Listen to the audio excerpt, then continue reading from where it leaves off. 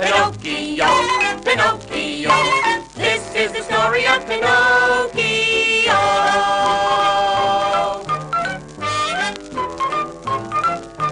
This is the story of a little boy, an old wood carver's pride and joy. A boy who was carved out of wood and who wasn't really very good. One day when Pinocchio went to school, along the way he stopped to fool. We know that isn't very smart, and it almost broke his father's heart. Pinocchio, Pinocchio. I'm not bad, I'm good, but I don't do as I should. And whosoever could, if their head were made of wood. Pinocchio sold his little red coat. He acted like a billy goat, and for just 3 coins of gold, he was left out in the freezing cold. Well, Pinocchio walked around in the cold until he became very, very sick. And a good blue fairy took him in and put him to bed and called the very best of doctors for him.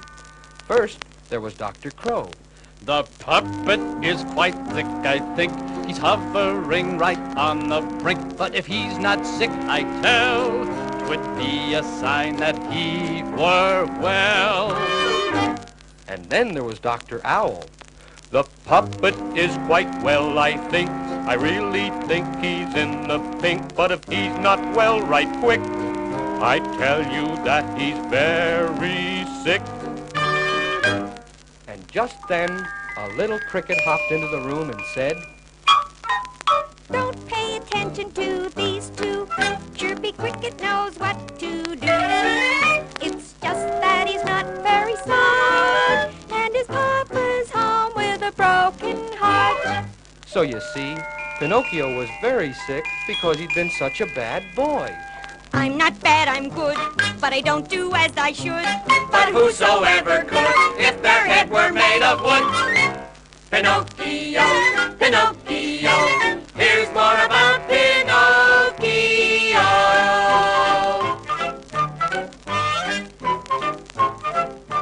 More of the story of the little boy, the old wood carver's pride and joy.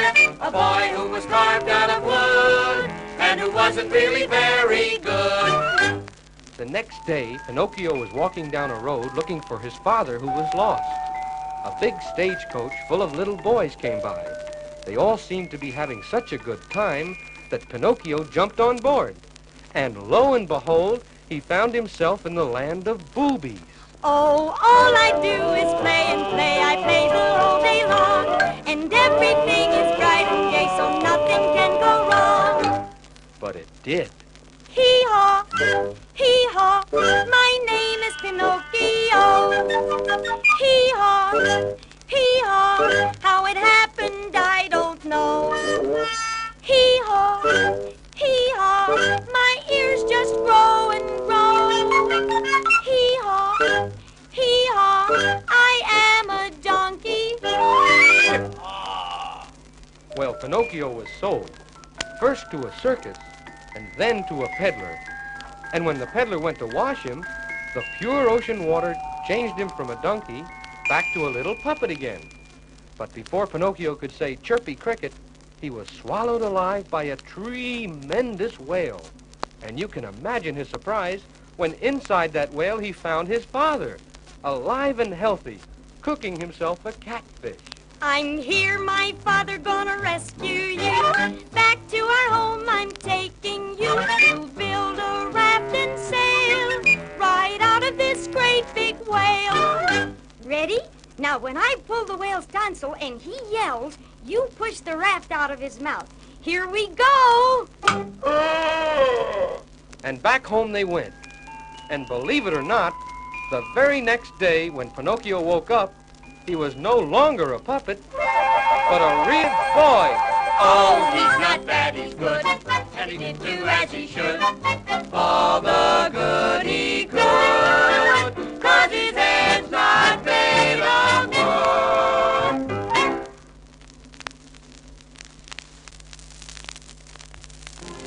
Long, long ago in Arabia, there lived a boy boy named Aladdin.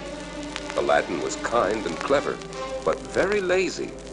Instead of learning a trade, he spent his time playing in the streets with idle friends. One day, a crafty magician noticed Aladdin and decided the boy could be very useful to him.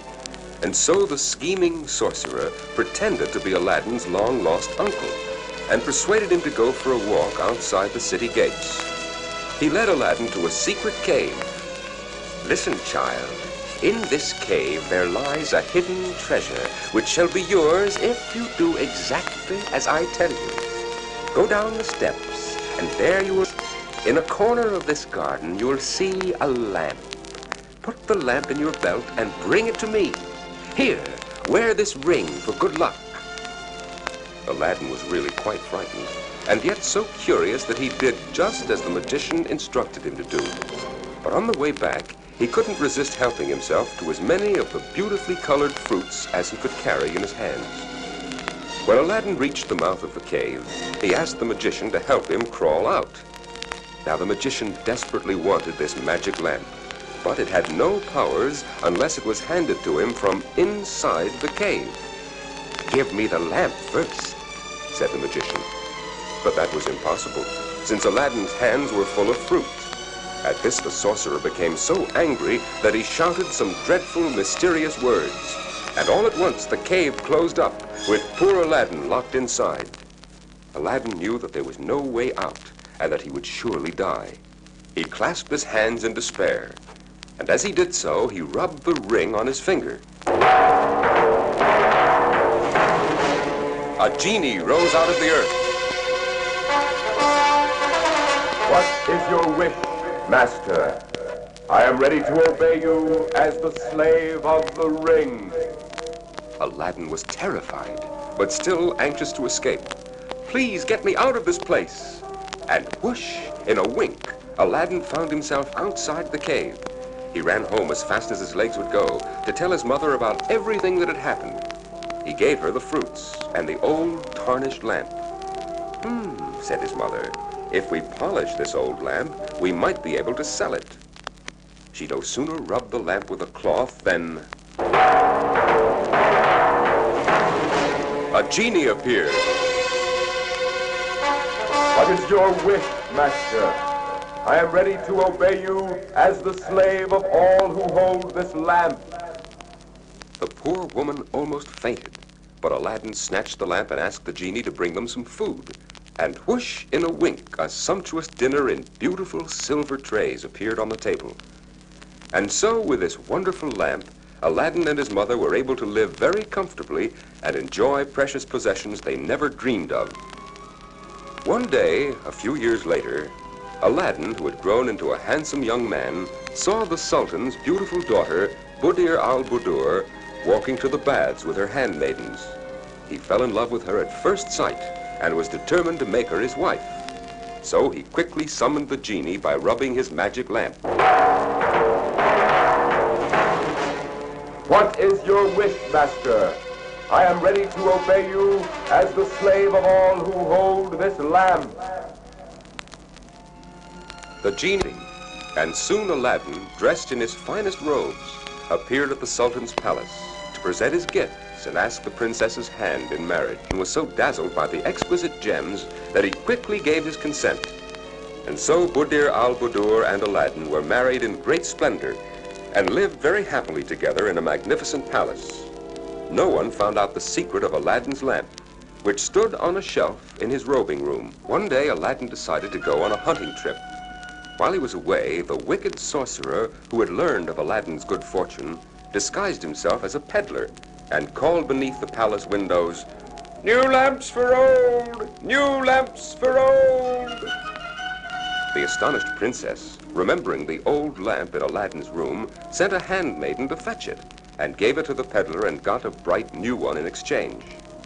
When Aladdin returned from his trip, a bit sad because he had lost during the hunt, the princess told him about the shining new lamp in his robing room.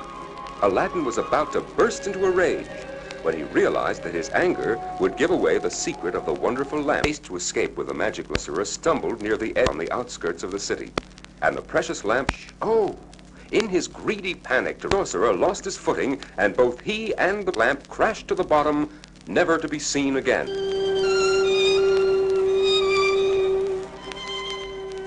Back at the castle, as he looked at the new lamp, Aladdin thought, "My princess and I can live happily together and be content with the wealth we already have."